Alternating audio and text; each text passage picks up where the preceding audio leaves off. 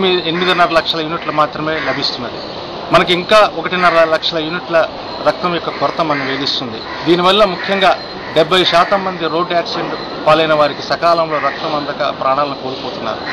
ప్రాణాలను కోల్పోయే ఒక రోడ్డు ప్రమాదంలో గాయపడిన ఆ వ్యక్తి మాత్రమే ప్రాణాలను కోల్పోవటం లేదు, అతనిపై ఆధారపడిన అతని కుటుంబం మొత్తం రోడ్డుని ఎక్కవలసిన పరిస్థితి ఏర్పడుతుంది.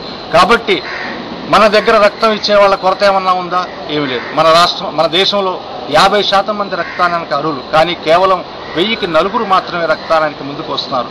ఎందుకు ఈ కొరత? ఎందువలన స్వచ్ఛంద రక్తదాతలు ముందుకు రావటం లేదు?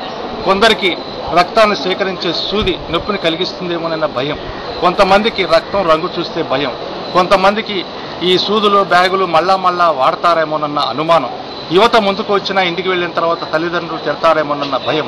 ఇన్ని భయాలతోటి స్వచ్ఛంద రక్తదానం యొక్క అవగాహన రాహిత్యం వల్ల కూడా జనాలు ముందుకు రాక మనకి ఈ రక్తం కొరత వల్ల ఇన్ని ప్రాణాలను, ఇంతమంది జనాల్ని మనం కోల్పోవాల్సిన పరిస్థితి ఏర్పడుతుంది.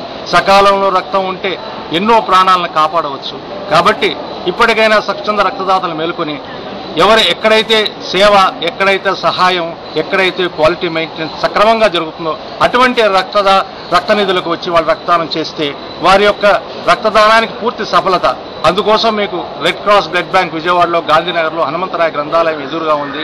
365 రోజులు రక్తం కావాల్సిన వారికి రక్తం అందిస్తూ, రక్తం ఇవ్వడానికి వచ్చిన స్వచ్ఛంద రక్తదాతలను ఆదరిస్తూ, వారి యొక్క సేవలను మరింత సమర్థవంతంగా ఈ కావలసిన వారికి అందిస్తూ వారి సేవలకు ఒక పరమార్థాన్ని, ఒక అర్థాన్ని కలిగిస్తున్న రెడ్ క్రాస్ గత 12 సంవత్సరాలుగా తలమానికంగా విజయవాడ లోపల నిలబడి ఉన్నది.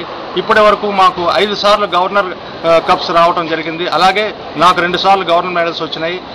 మేము మెడల్స్ కోసమో లేకపోతే ఏదో కాదు, కానీ మెడల్స్ అనేవి మేము చేసే సేవలకు ఒక చిన్ని గుర్తింపు మాత్రమే.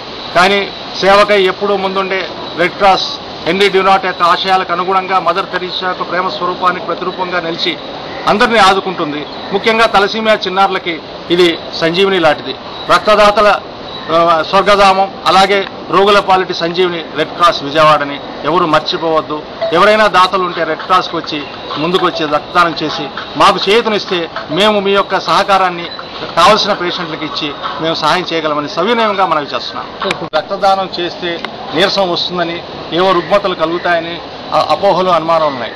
కానీ ఇక్కడ మనందరం తెలుసుకోవాల్సింది ఏంటంటే, మనకి WHO గైడ్లైన్స్ ఏంటంటే, ఒక వ్యక్తి 50 కేజీలు మినిమం వెయిట్ ఉండి 18 సంవత్సరాలు పైబడిన వారు 55 సంవత్సరాల వరకు రక్తదానం చేయవచ్చు. వాళ్ళు ప్రతి 90 రోజులకు ఒకసారి రక్తదానం చేస్తూ సంవత్సరానికి 4 సార్లు రక్తదానం చేయొచ్చు. మన శరీరంలో 5.5 నుంచి 6 లీటర్ల రక్తం ఉంటుంది. మనం దానం చేయడానికి అర్హమైన బ్లడ్ ఎంతంటే 8 ml per kg body weight, అంటే 100 ml వరకు రక్తదానం చేయొచ్చు. కానీ మనం సేకరించేది 350 ml మాత్రమే. దీనివల్ల అతనికి ఎటువంటి నీరసం కానీ ఎటువంటి రుగ్మతలు కానీ కలగవు.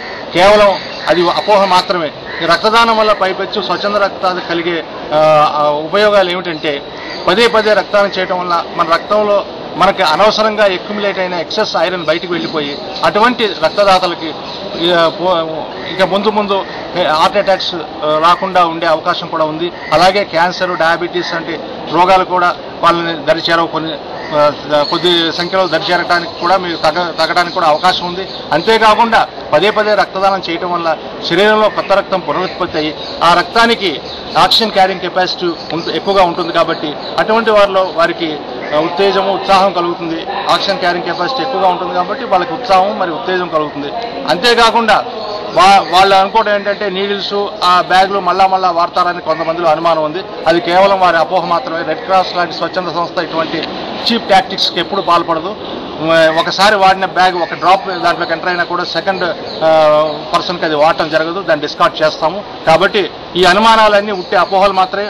వారికి ఏదన్నా అనుమానం ఉంటే మా దగ్గరకు వచ్చి వాటిని వాళ్ళు అడిగితే మేము ఫుల్ఫిల్ చేస్తాము, అన్ని చూపిస్తాం. కాబట్టి ఇక నుంచి నీరసం అని కానీ లేకపోతే ఏదన్నా కారణాల వల్ల రక్తం ఇవ్వడానికి ముందుకు రాని వాళ్ళు ఇప్పుడైనా ముందుకు వచ్చి ఈ అవకాశాన్ని సద్వినియోగం చేసుకుని ఈ రోడ్ యాక్సిడెంట్ పాలైన వారికి ప్రాణాన్ని నిలబెట్టాలని ఆశిస్తూ మీకు నేను కోరుకుంటున్నాను.